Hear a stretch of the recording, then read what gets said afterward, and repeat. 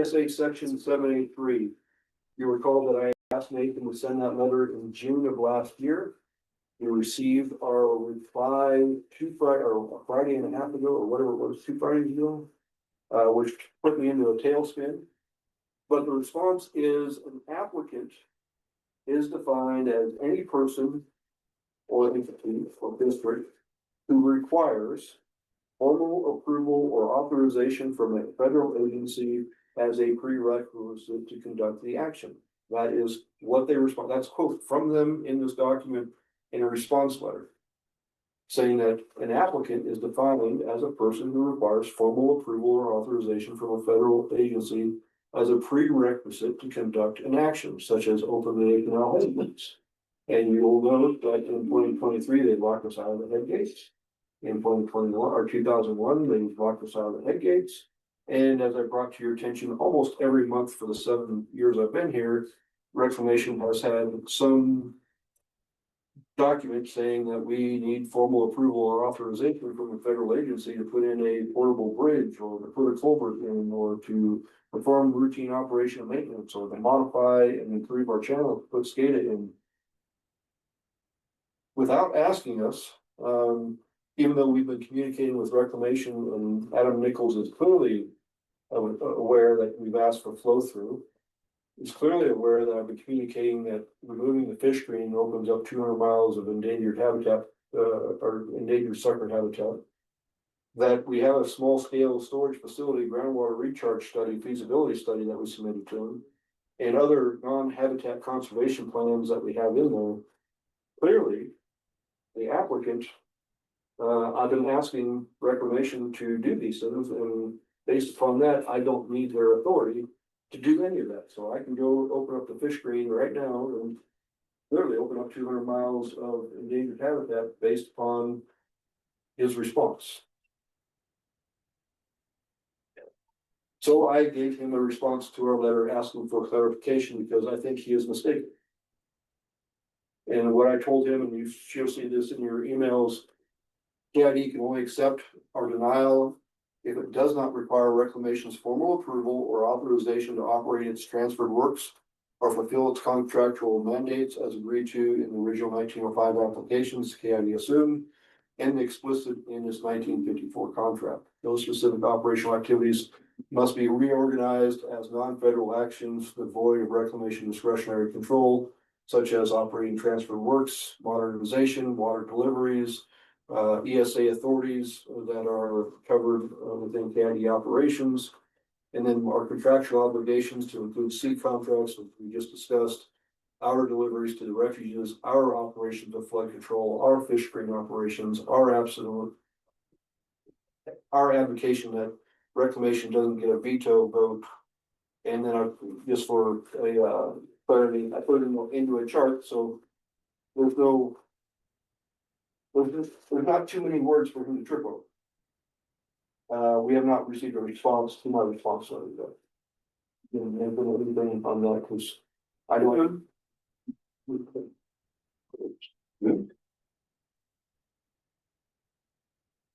It's on vacation. All right.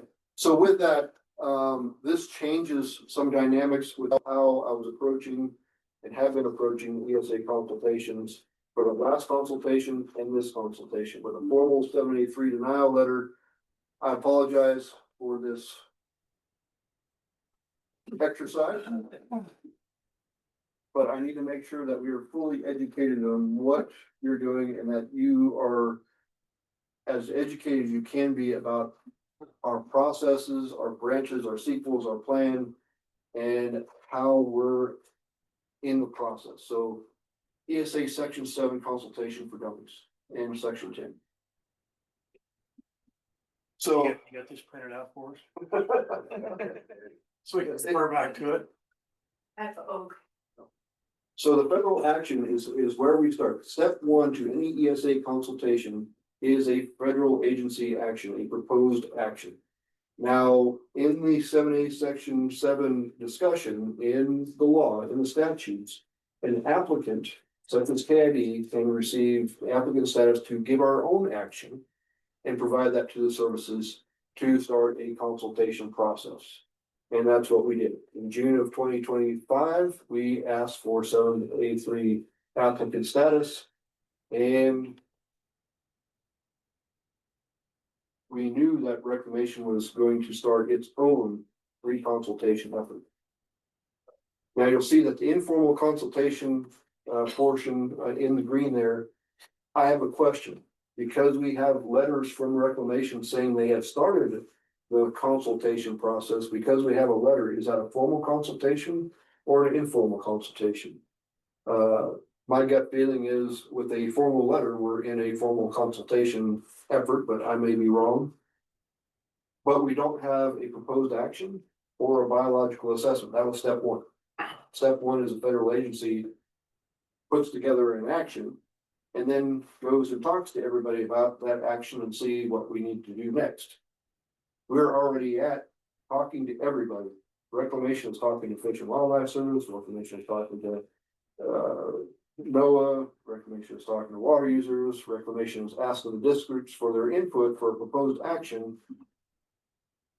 We're here and we don't have an action. I'm frustrated. Where we are on the path to is in the formal consultation. That is the process that Reclamation writes its biological assessment, its action, its environmental baseline, all those things, and it gives it off to the services, U.S. Fish and Wildlife Service and NIMS. NIMS takes that, reviews that, and then makes a determination. They make an opinion. They either give us opinion that there's no jeopardy and provide us with an incidental take statement, or they give a jeopardy opinion, which then goes back into the formal consultation process and we do it again. Now, let me say that only the action agency and an applicant can only propose an action that's within their legal discretion and legal authorization to do. And when we have a reasonable and prudent alternative, the only way that the reasonable and prudent alternative can work is if it is within discretion and legal authorities of the entity, whether it's the agency or the applicant. We can't do things and they can't require us things, and the agencies can't tell and require things that are outside of our authority. Parallel is a Section 10 process. So if we are wanting to have ESA take coverage and we're not pursuing the applicant status, a parallel process for entities that are not federal is a Section 10 process, which allows us to basically do the same thing and gets incidental take statement.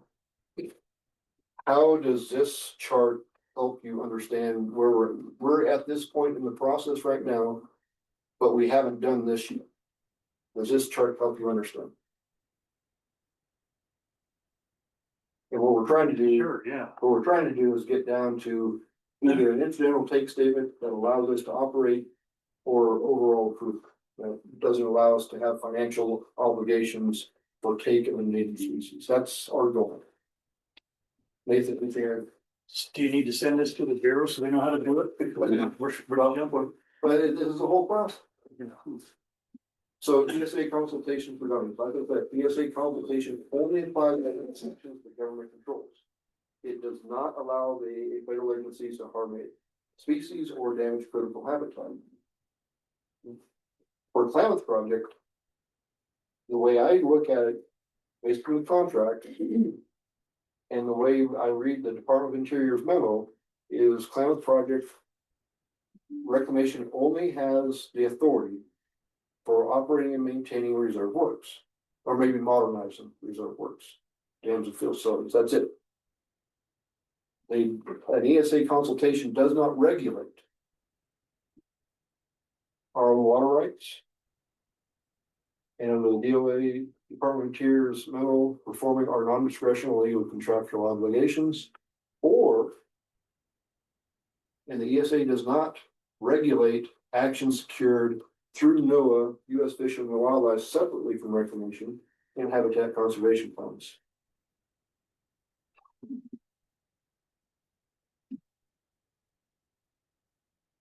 So with I'm sorry, this got out of order. Our title transfer request for Dayton Life was denied, or not denied, but response. Basically reclamation from the roadblocks for the Dingle Act. We have outstanding financial obligations. We have obligations to Indian Travel Trust. And we have assurances we have problems with assurances that senior water right users are delivering prior to the appropriation doctrine. My response is, and I need to take this from Nathan, is reclamation's full of shit. We do have a Klamath Financial Working Group scheduled for 17th March. I don't know where that is gonna fall out in our financial obligations, but the Dingle Act specifically says repayment contracts. We've clearly repaid our obligations. That is a false statement by Mr. Nichols. Indian Trust, I believe that's also a false statement. If there was a problem with Indian Trust, then our 1954 contract would be invalid and void. It seems to be still contractually there. It was passed in 1954. There's been no Indian Trust challenges with the 1954 contract ever. So I believe that's a false statement as well. And then for our senior water right users, Van Bremer Ditch Company is a settlement contractor and Henry Linkini as senior. Our contract, our water rights have that all under control. That's a non-issue. We've already addressed that with Van Bremer Ditch Company in contracts in 1922, 1944, 1954, non-issue, and our policy currently covers it. So their response to us at title transfer was full of shit. Sorry. Do you expect anything different? Just a little help from you. I'm just saying, I mean, they've been doing this to us the whole time. It haven't changed. Anyway, No, I apologize for these charts getting out of order. Any question on that? Any guidance? Right now, I'm not putting any injury in your title transfer because of the next hour that I'm just gonna waste of your life. Sorry. All right, simple definitions that I think all of us. You can play these games all of you want with them. You have to figure out a way to compel them to do this stuff. Otherwise, all you're gonna do is just do this the whole time. That's what they do. Yes, I understand. Do you have any suggestions?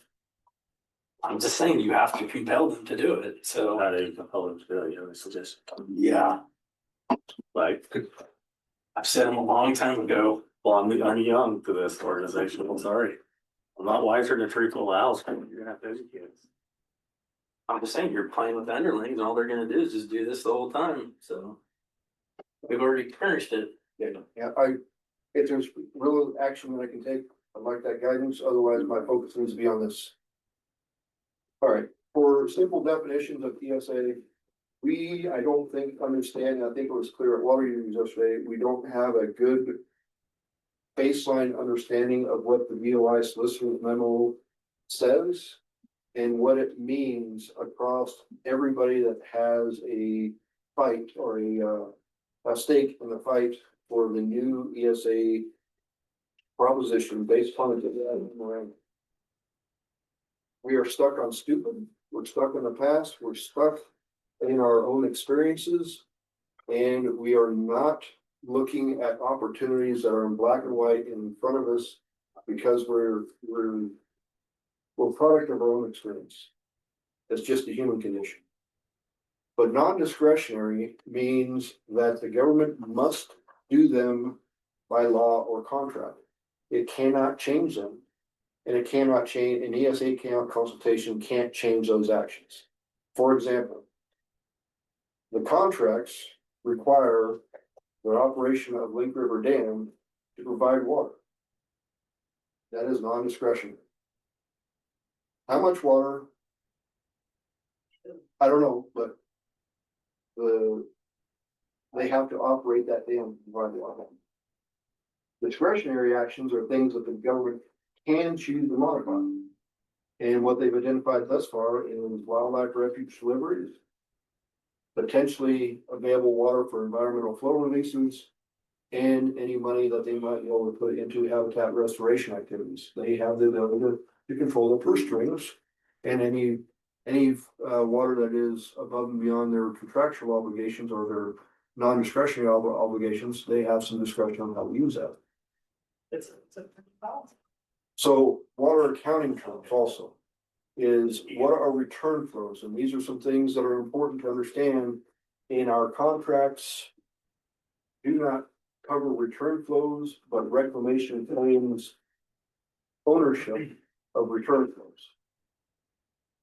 In the process here in the Klamath Irrigation District, we use those return flows to augment and supplement our deliveries. We recirculate our water, same as K.I.D and same as K.I.D. That returns water and return water back to the system.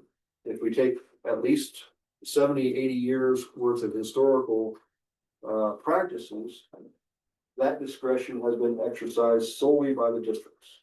One of our contracts is given back to us.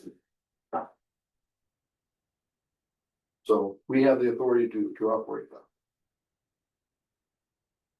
But is there a hook here with our reclamation? Because reclamation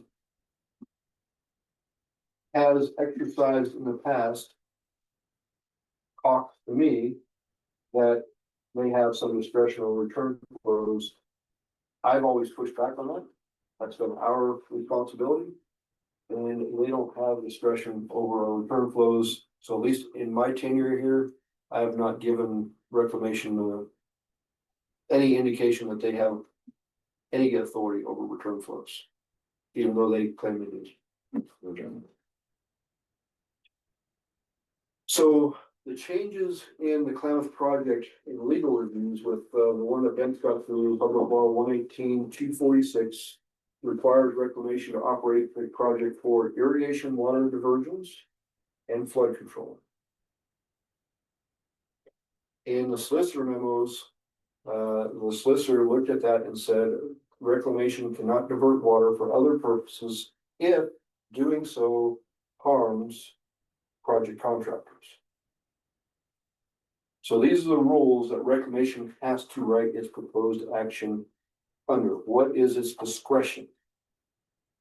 If it's non-discretionary, they don't need to mention it, other than it's an environmental baseline. Identify what's non-discretionary, put that on the environmental baseline. Don't give us an allocation, don't give us a number, don't give us a timing, don't give us any of that, just say this is the environmental baseline. And leave it out of the proposed action, leave it out of the rules, leave it out of the model. If it's out of that process, if it's out of the proposed action, then it's off the table for litigation. We don't have to defend it if it's not written in the proposed action. So what the ESA consultation cannot do, it cannot change the process and purpose of the project. It cannot rewrite our contract, and it forces actions, or it cannot force actions outside of reclamation's legal authority. And I'll highlight number 3 is reasonable improvement alternatives, or even rules that are in the biological opinions by the services cannot force reclamation to do something outside of its legal authority, such as take water from us, or to run up costs of $409 million in reimbursable project debt.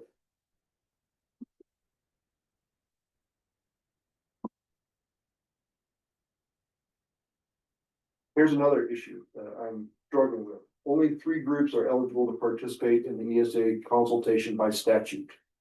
And this is, again, another legal thing that Nathan and I need to discuss, but the Administrative Procedure Act, when the consultation is going on, the action agency, Bureau of Reclamation, is in the room. It's the agency doing the action. The consulting agencies, U.S. Fish and Wildlife Service and NIPS, are allowed in the room. They're the protector of the endangered species, as you will, and we're required to be in the room.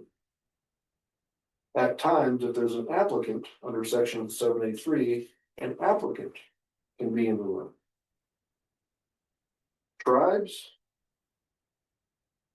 not in the room. Maybe if the consulting agency brings in Bureau of Indian Affairs, maybe Bureau of Indian Affairs wants to come in for tribal trust, but tribes aren't in the room. Districts aren't in the room. other nonprofit agencies are not in the room by statute. Does having other people in the room before we have a proposed action on the ground violate an APA? And if so, does that give Patty Golden an opportunity to say we violated the Procedures Act and null and void anything we're working on? I've got some concerns. Nathan and I haven't had that discussion. There's probably executive session. Nathan hasn't had any time to put any thought on it. I'm bringing statutes and my understanding of statutes, so we all have a common understanding. Now, there's 5 steps. Step 1, federal action, also known as proposed action. After they have an action, they can start working with the agencies and saying, what does this look like? And they can start writing their biological assessment and their environmental baseline. Once they have that biological assessment, environmental baseline written, that actually starts a formal consultation process where they send that out to the agencies and starts that timeline. They've sent a letter out to the agencies saying they've started consultation. We don't have a biological or a proposed action. We don't have a BA. We're already at step 3 and already negotiating away the proposed action. We've skipped 1 and 2 and went straight to 3. The next step is after the consultation starts, the agency study the impact on the species, then they issue a biological opinion, jeopardy or non-jeopardy, and then they go in that loop if there's a jeopardy. Step 1, define the action. The most important step of the ESA process. Again, what I believe Nathan and I agree upon based on the DOI first memos, the federal action can only be about operating the reserve works. All other works are already transferred under non-discretionary contracts. That means reclamation only controls the Lake River Dam, Keno Dam, Clear Lake Dam, River Dam, Lost River Diversion Channel, the straight drain, the pumping plants on the straight drain drains, and in their operations making available water for storage above irrigation to meet their refuge or other requirements of things themselves. This step defines what the ESA process can regulate. So reclamation has to put the proposed action together. And that is what is going to be in the ESA, and that is what's going to be litigated. It needs to be bare bones minimum. It needs to be the exact thing that reclamation can do with its discretion, nothing more. And anything that's added to it is another crack that can be litigated. And Nathan, if you disagree, please let me know. So I got some things about what ESA consultation can do. We've talked about some of those other things, which includes it can't undermine state water rights. Because I have to run, Yeah. but I can send you a couple of bits. So the only 2 things they can do is provide us with irrigation water and regulate the dam for flood control. Or They've is been there, consulting on something they don't have discretion over. oh, but the only We- discretion is, the discretion we can is to say store that. water, deliver us Yeah. water and flood control. Is that the only 2 things that need to be in proposed action? So what? Store water, release water, operate, maintain, or modernize their system. How they work with other people for flood control. Flood control is non-discretionary, but how that water moves and how we as districts or wildlife service or others that are intertwined with flood control, they have discretion about how we can have that process. And refuge water. Okay, So there's 5, in my opinion, there's 5 things that they have discretion over. They say there's 14 to 17 the solicitors have come up with, they won't release that list. There might be other things, but under the current DOI solicitor memo, those are the only 5 things I can reasonably come up with that they can consult on. Can only consult on unappropriated water. Yeah. That's all they can consult on, is how to manage unappropriated water. The other water is unappropriated, they can't do shit with it. So, I mean, we determined that a long time ago. but I'd like to take us, so that was step one. There's also what I call step one. We can initiate, we, as applicants, should be able to have the ability to start the consultation process ourselves without the agency going directly to the agency. And this is the assumption that I've been working on for the past 4 years, since Trump administration one, and we were gonna go to the consultation, is K.I.D can be an applicant. And we can bring our own action with our authorities to the table to get a biological assessment of jeopardy or non-jeopardy. And that's how I approached the last consultation. I kept saying in every meeting, as the applicant, as the applicant, as the applicant, as the applicant. And in the last minute, they said, where's your letter of applicant status? Anyway. We can start the ESA section process as an applicant under 7A3, which has been denied. But under 7A3, we can bring our own biological assessment, we can bring our own action, we can bring our own authorities and say, this is how we can operate within the law. And we would like to have ESA Section 9 take coverage under you, agency, that is our big brother. Reclamation, here's our action, take this forth and give it to the agency for their assessment. We've been told no. And so, again, our denial letter, an applicant is any non-federal party that requires federal approval, authorization, or coordination. So our denial letter basically means that we, a non-federal party, do not require federal approval, authorization, or coordination. You can look at that way, okay. Back to Rodney, let's leave it. All right, and again, under the ESA consultation handbook, a applicant is a party is a party to a discrete action where they've already successfully had something approved. And later, a consultation or reconsultation is initiated under Section 7. K.I.D was the initial applicant in 1905. K.I.D was the initial applicant under discrete action that were already successfully awarded. Therefore, my interpretation of the ESA handbook is because K.I.D's contracts are the discrete action and we've already been successfully awarded, we are automatically, without doubt, able to participate as applicants. Doing the sound of it. If that's what the words say, it's not what I mean. That is what Brittany, So, yeah, what's the problem now? that is what Brittany Johnson tells me, that is what Reclamation tells me. And those words in black and white, they tell me I do not understand what applicant status means. Obviously you don't. Obviously, I don't understand words. They told you and told you and told you, you keep saying the opposite shit back. So now with our denial letter, this means that in the plan that I have going forth for this consultation for you, I need a decision on a branch or a sequel. And the rest of this presentation is for you to give me guidance on whether we're gonna go with a branch, which is the habitat conservation plan, or if you want to focus my efforts on a sequel, which one is appeal. I've already put the appeal in for.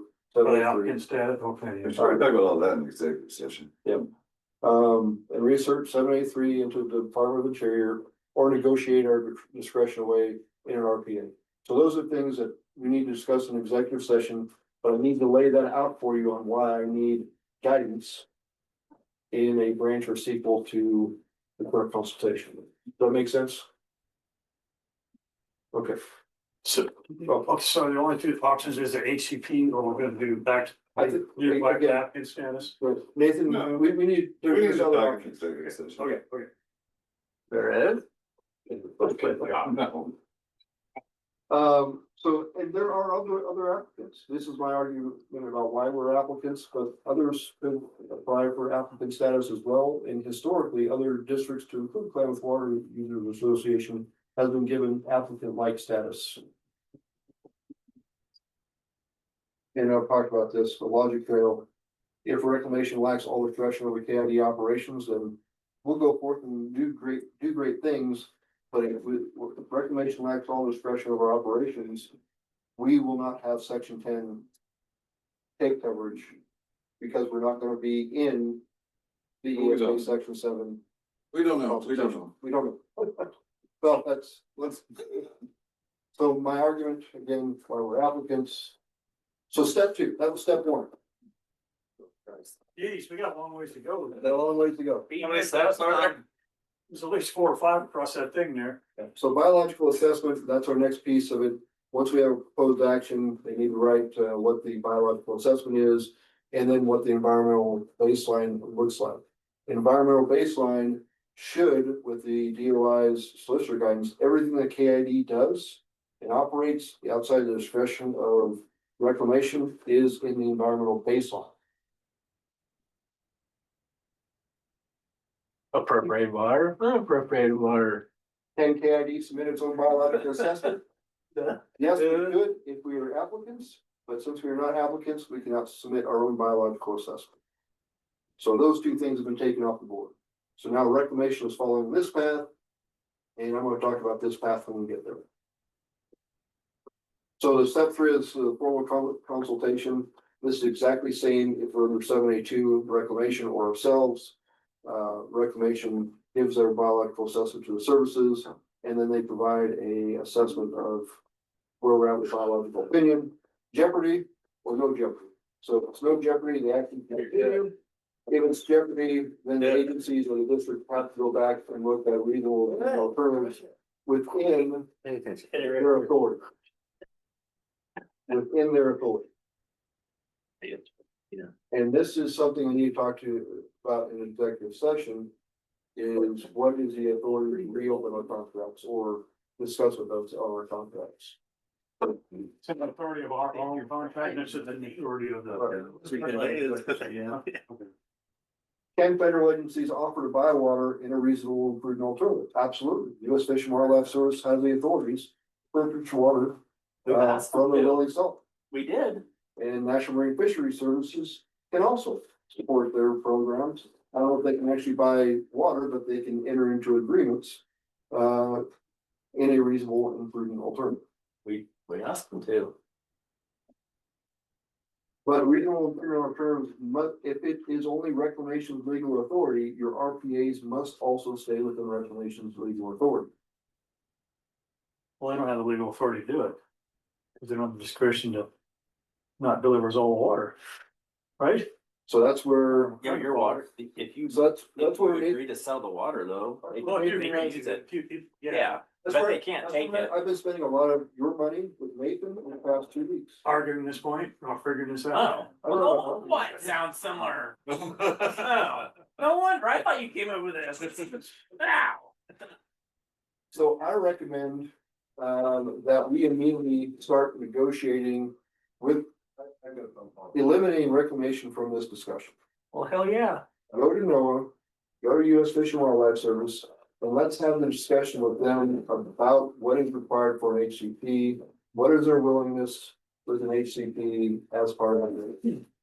Now, I've authorized Nathan to reach out to solicitors and give them some ideas and to have that discussion with solicitors. I've had discussions with Penny and with Jen Pond. We've had discussions with Jen Pond about HCPs. I've talked to U.S. Fish and Wildlife Service this morning. They're not on board with the HCP as of yet, but they are on board with having and furthering the discussion. So we'll have a follow-up to be determined. But to be clear, our discussions up to today, we haven't made any decisions whether we're going to go down that road, and I don't know that we need to have a decision today whether we need an HCP. But what I would like to do is cover my ass, is ask for you to direct me and legal counsel to explore and set conditions if we want to have a habitat conservation fund. Do we need a motion for that, or you just wanna have, Did yes? you get your retirement in a lump sum yet? So it's not on the table. Did you? Get it in a lump sum thing so you can get this shit going. Yes, look into it, or do you want a motion, or what do you need? What do you like to do? I mean, to explore it. Sure. Do we need a motion to explore? I don't think we do, but. Does anybody object to us doing No. What the hell is taking you so long? that? All right, so I have guidance there, there's our questions on the ESA so that was trying to set us all at a basic level understanding of what the ESA is, where we're at in the process, and why Nathan and I are spending so much time on the phone and why your bill next month is gonna be so much.